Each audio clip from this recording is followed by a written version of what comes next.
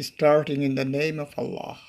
Now we are going to discuss about drafting, which is under Section 9 of the Acer Act. Okay, step by step I will discuss about this plaint. Firstly, we have to write the name of the court. So here the name of the court is in the Court of Assistant Judge, First Court, Noakhali. Then suit nong, title suit nong, blah blah blah, and then the year. Okay, in which year we will sue, then we have to mention the year. Okay, and after that, third step, we have to write the plaintiff and defendant name and description and address. Okay, here the plaintiff name is MD Abdurrahman, son of Mizan Rahman, village Khadir Hanif, post Masjid Court, police station Shadar, district Noakhali, versus. Now we are going to discuss or narrate the defendant name, description and address. Okay, Mr. Ripon, son of Abdul Rab, village Khadir Hanif, post Masjid Court, police station Shadar, district Noakhali. Okay, now we are going to discuss about a subject. Okay, here the subject is a suit for recovery of possession of immovable property and declaration of title under Section 8 and 42 of the Specific Relief Act 1877. Okay, after mentioning the subject, we have to write suit valued. Here suit valued at Taka 2 lakhs. Okay, after that we will give a salutation. That means here the humble petition of the above named plaintiff most respectfully. Okay, after that it is very important part, which is body of the plaint, and in this part we have to describe cause of action step by step and when it arose, okay, etc.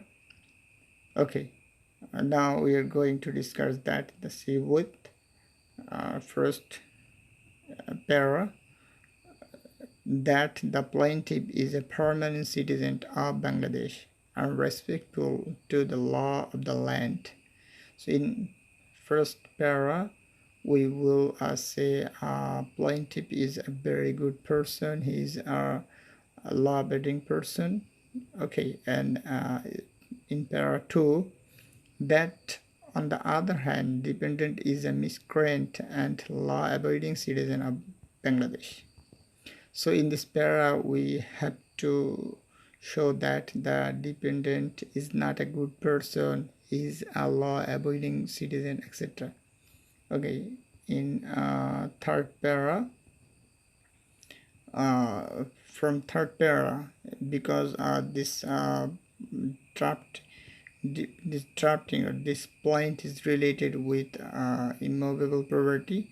For the reason in this plaint, we have to discuss step by step about land from whom the plaintiff has got his right and how he has got his right and how his right was denied, okay, etc. We have to mention step by step. In third para, that the residual property originally belongs to plaintiff's father and his name was correctly recorded in CS and RS Khatian. So in this para, I have said that the point from whom the plaintiff has got his right.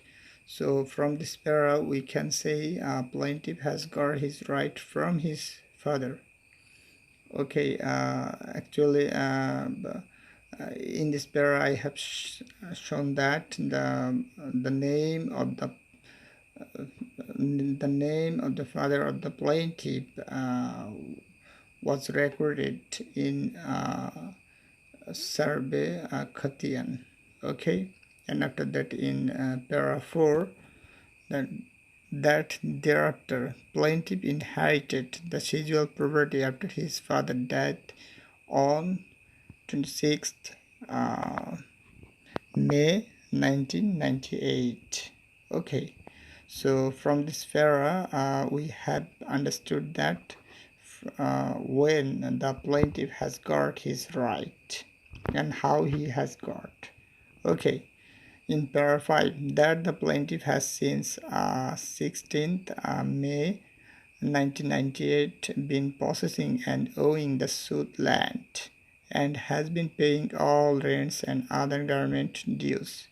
So from this para we have understood that the plaintiff has paid all government dues and rents. Okay, it is a very subverting point for plaintiff.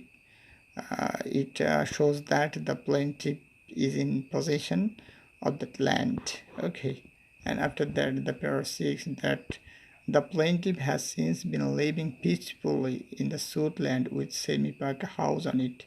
So from this para we have understood that how plaintiff is enjoying his property. Okay, from this para we have been clear that the plaintiff is living in this land. Okay, and in para 7, okay, that the dependent, a local notorious land grabber, disposed plaintiff from the land with the assistance of some local hooligans and terrorists on 26th May 2007. From this para we have understood that when dependent had disposed or trying to dispose the plaintiff. Okay, in para that the dependent plied that he had just purchased it from Farhad Mia, uncle of plaintiff, which is absolutely false. So from this para we have understood that the the dependent had just purchased. He said actually it is wrong. Okay, that the cause of action in para 9, that the cause of action for the suit arose on 26th May 2007 when the defendant disposed the plaintiff without following lawful manner, and it exists till now. So in this para we have shown that when the cause of action arose. Okay, so it is very important, and after arising the cause of action, it exists till now. If it is not existed till now, so we can't sue. Okay, so when we will sue, the time it exists, okay, till now. Okay, in para 10, that this suit being a suit for recovery of possession of immovable property valued taka 2 lakhs, court fee of taka blah blah has been paid. So in this para we have mentioned about a court fee according to suit valued. Okay, in para 11, that the subject matter of the suit described on the schedule value is within the district of Noakhali under the jurisdiction of this court. So in this para we have discussed about the jurisdiction of this court. That means territorial jurisdiction. Okay, in para 12, that this suit has been filed within limitation period. So in this para we have mentioned about the limitation. Okay, we can add this para with any point. Okay, after mentioning the cause of action, so now we are going to discuss about peer version. It is therefore most humble prayer that Your Honor would be graciously pleased to pass Firstly, here are three leaps. Okay, so number one, a decree for recovery of possession. It is main relief, and after that, a decree for declaration of title in favor of the plaintiff, and number three, a decree for cost in favor of the plaintiff. Okay, after mentioning the reliefs, we had to give a schedule because it is a plaint of immovable property. For the reason we have to mention this type of schedule. Okay, and in schedule we will mention the plot nang, Khotian nang, Mauja nang, police station, district, measuring a plant, etc. And after that, we will give and bounded by on the north by, on the south by, on the east by, on the west by, etc. And last of all, we had to write a verification of the plaint.